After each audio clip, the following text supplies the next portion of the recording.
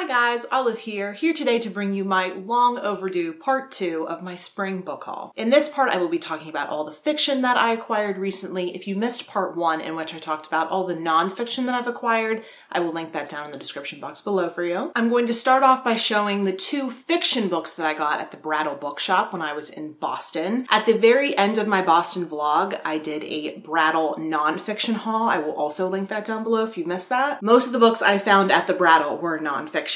Mostly about Russian history, but I did pick up 2 fiction books as well. The first book I picked up is Sons and Daughters of Ease and Plenty by Ramona Acebel. This book is set in the late 1970s in New England. A very wealthy family abruptly runs out of money. Their once charmed life begins to unravel right before their very eyes.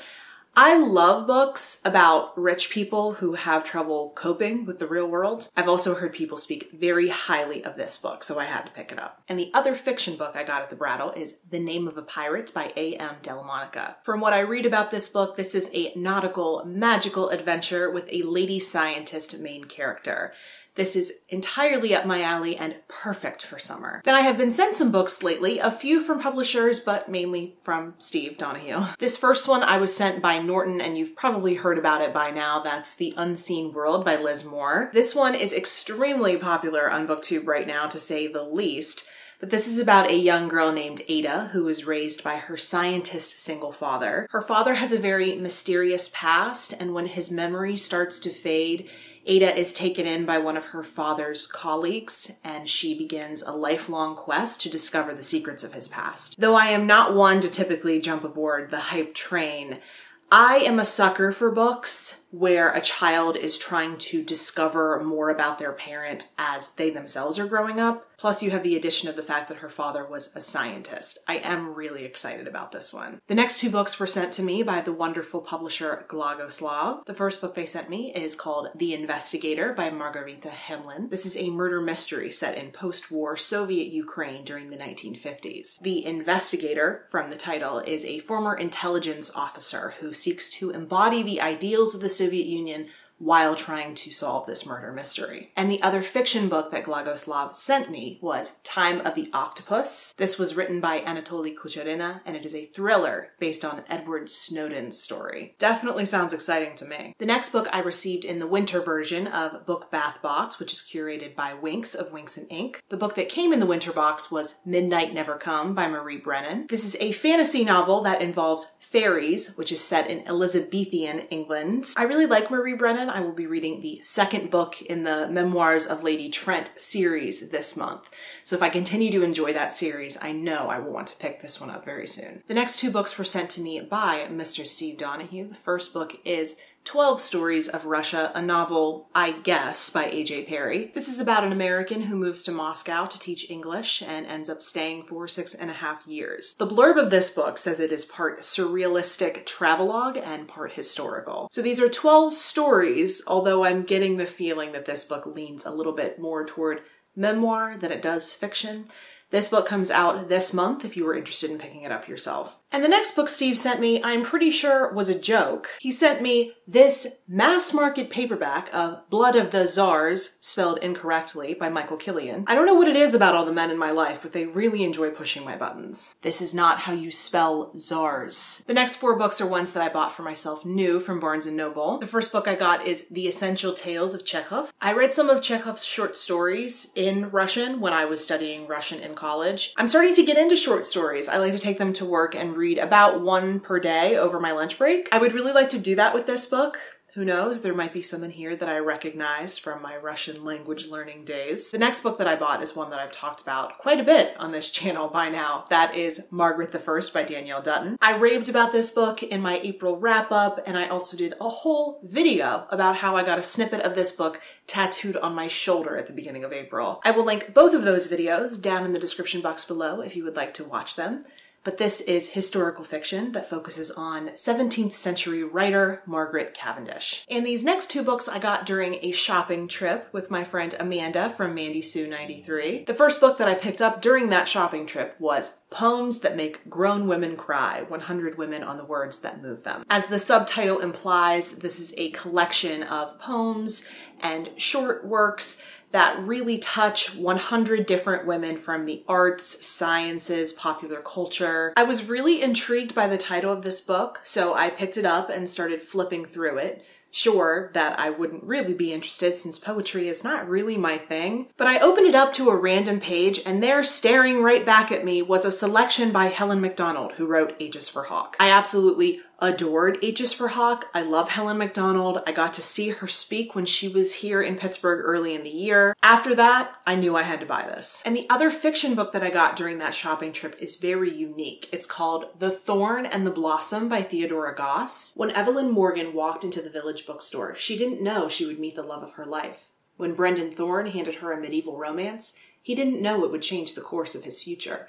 It was almost as if they were the cursed lovers in the old book itself. I love the way that sounds, but the unique thing about this is the book's construction. What's unique about this book is that it is an accordion style, so there's no spine to this book, but you read it this way for the girl's story and the opposite way for the guy's story. This was on clearance for $5. Both Amanda and I picked it up because I feel like it's infinitely worth $5. The next 4 books I picked up at a library book sale that I went to recently. The first book I picked up at the sale was A Suitable Boy by Vikram Seth. This is an epic love story and family saga set in the 1950s in India. Both Steve Donahue and Kate Howe have talked about how wonderful of a book this is and how much it is worth getting through the over 1,300 pages that this book contains. According to both of them, it reads very quickly.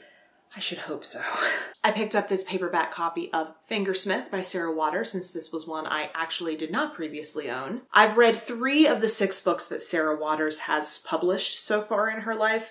Arguably, I've read the least popular 3 of the 6. I am slowly working my way through all of her novels. I'm trying to take my time and savor them because I love them so much. They are so rich and atmospheric, and I really like to settle in with one.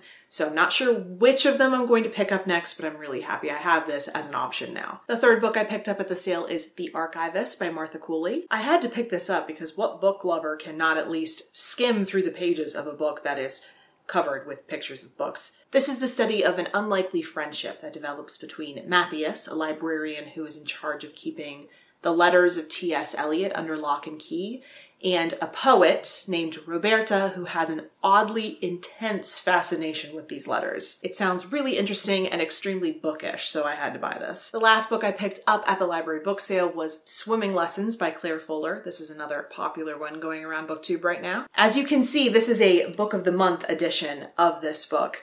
There were a ton of Book of the Month selections at this library book sale. Someone was offloading them, and it took such restraint to not just buy all of them. However, I only had $20 on me at the time, and it's one of the more expensive library book sales I go to in the area. So I narrowed it down to just this book. I know this book has been talked about very widely on BookTube, so I'll just say that this is a study of a marriage, and I am always down for that. The next 3 books I got were part of a large book outlet order that I placed recently. The first book I bought is Petropolis by Anya Ulinich. After a series of losses in her life, a Russian woman signs up to be a mail order bride. Finding her life not that much improved after her marriage to an American man, she sets off across the country to search for her long-lost father. The other 2 books are actually ones that I've read before. The first is Fates and Furies by Lauren Groff. This was one of my favorite books of 2015. I have wanted to own my own copy of this book for a really long time, but I wanted to wait for the paperback release so I can lovingly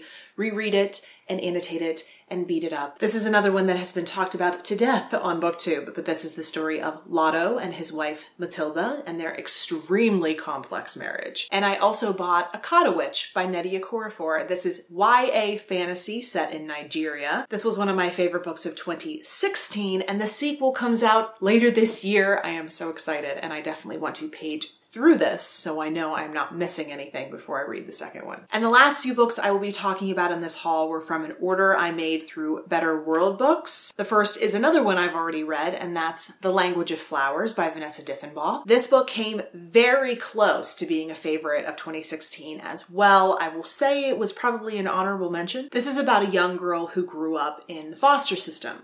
When she is finally emancipated and goes off on her own, she starts working at a flower shop. While working at this flower shop, she starts using the knowledge that she gained from a previous foster mother about the Victorian meanings behind flowers to help people pick the perfect flowers while simultaneously struggling to confront her own demons. The next books I have to talk to you about are a little bit old and a little bit different. I found out about this series of books when I was reading The Best of Sisters in Crime, which is a short story collection of mystery stories that were written in the late 80s. One of the stories that I read in that collection gave me total Amory Ames Murder at the Brightwell vibes, which is totally my thing. The story that that author had written for the Best of Sisters in Crime collection, I think, was the finale to this whole series. The series is set in the 1920s and follows a young woman named Iris who begins falling into situations where a crime has occurred, and she tries to start solving them herself. Eventually, she teams up with a journalist with whom she has a very snappy dynamic like Amory has with her husband Milo, so I had to pick up this series. The first is called Death in a Deck Chair. The second is Murder in a Mummy Case. And the third is Peril Under the Palms. I know they look kind of crazy and definitely dated, but I'm still super stoked to start reading these. And the last book I have to talk to you about is another weird one that I heard about somewhere on the internet. That is Eating the Cheshire Cat by Helen Ellis. I believe this is YA set in the year 2000, which was about the time that I was a YA. This book is set in Alabama. It is about 3 girls, their overbearing mothers, and how all of them collide. I'm kind of getting a Mean Girls meets Toddlers and Tiaras vibe, and I am so here for it. So those are all the fiction books that I picked up recently. I would love to hear if you've read any of these, if you've heard of any of them, if you have any suggestions of where you think I should start with them. You can leave any of those things or any other thoughts you may have down in the comment section below, and you can also find me a variety of other places on social media if you'd like to talk off of YouTube. The links to all of my profiles are in the description box below. As always, thank you so much for watching. I hope you're having a wonderful day, and I will see you in the next video. Bye.